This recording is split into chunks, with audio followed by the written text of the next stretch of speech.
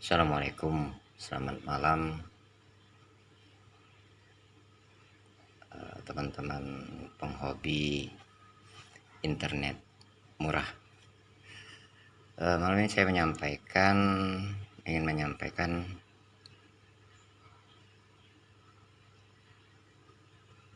apa-apa yang pernah saya dengar di YouTube yang saya kira ini suatu informasi yang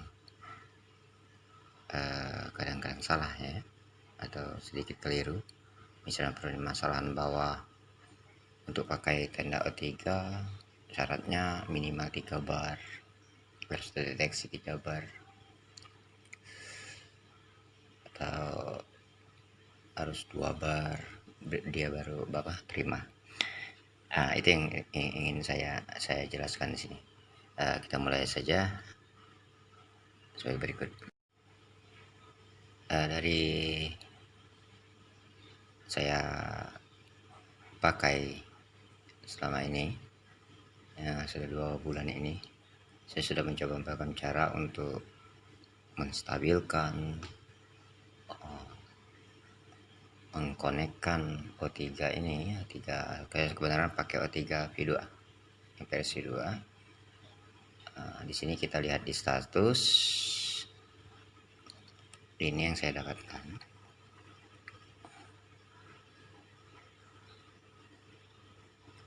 Strengthnya 77, transmitnya 70 Mbps, receive-nya 20 Mbps. Dan ini oke. Pada screen saya kebetulan tidak pakai untuk ini ya, untuk di ini ke lain, saya cuma untuk pakai pribadi. Oke.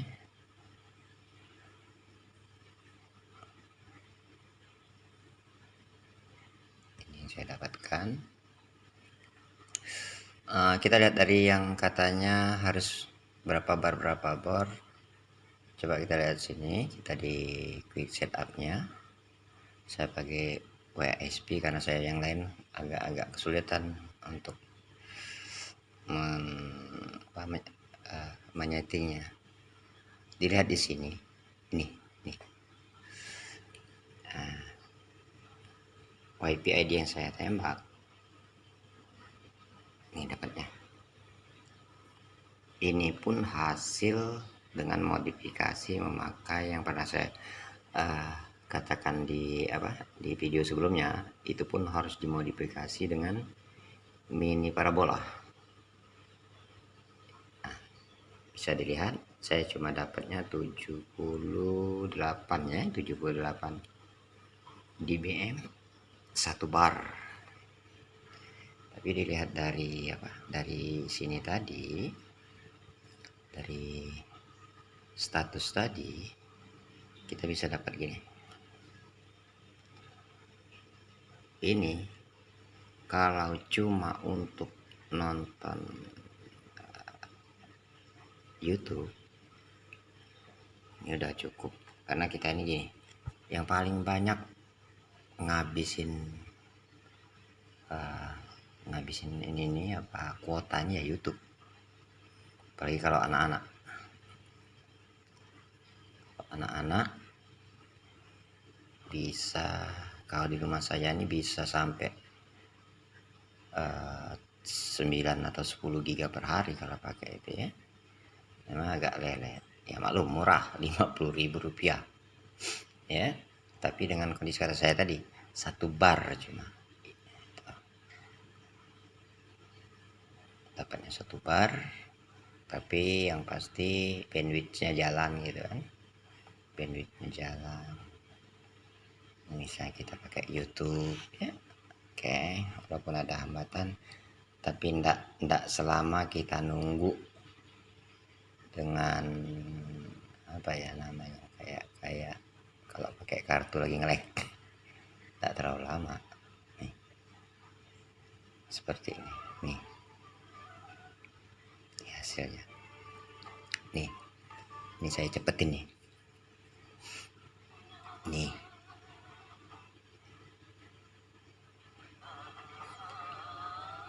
Kalau untuk normal, ini udah lebih dari normal. Lihat, ini warna putih, ini berarti uploadnya udah kuat tuh, warna putih. Jadi nggak mungkin nge-lag dia kalau ini udah duluan. Itu maksud saya.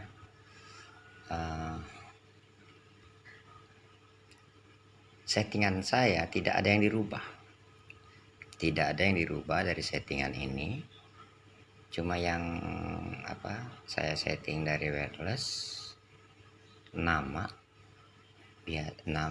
country, namanya, ya kan, di network mode ya pakai biasa seperti ini, transmit powernya tinggi, bandwidthnya kita pakai 20, transmitnya di auto nggak diganti-ganti, pakai ini EAE, saya pakai termanya isolasi. Ini seperti ini yang saya setel. Tidak ada yang dirubah, yang cuma dirubah region sama SSID yang nama kita. Ini. Itu cuma itu yang kita rubah. Selainnya nggak ada. Sama ini ditetapkan di 20. Channelnya tadi saya letakkan saja di 1.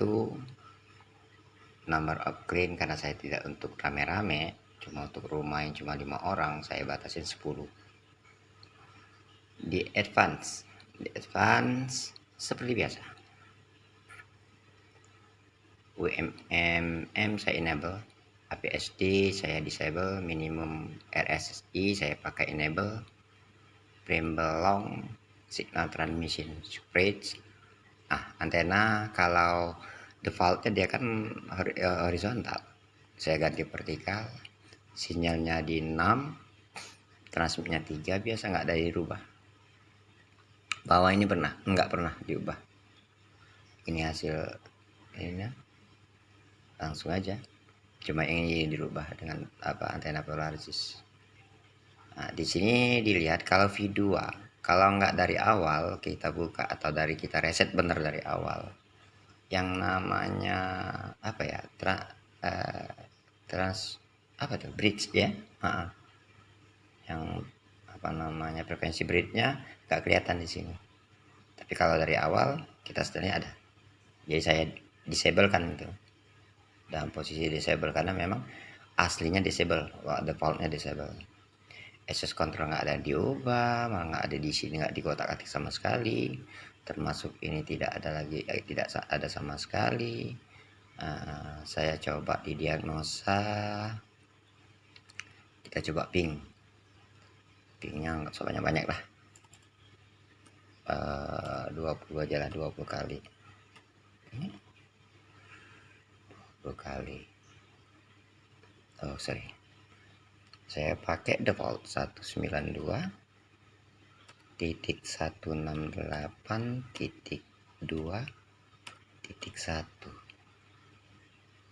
Saya nggak berani ubah itu karena nggak ada hubungan sama sekali dengan segala sesuatu yang kalau saya lihat. Pingnya kecil sih, 0,386.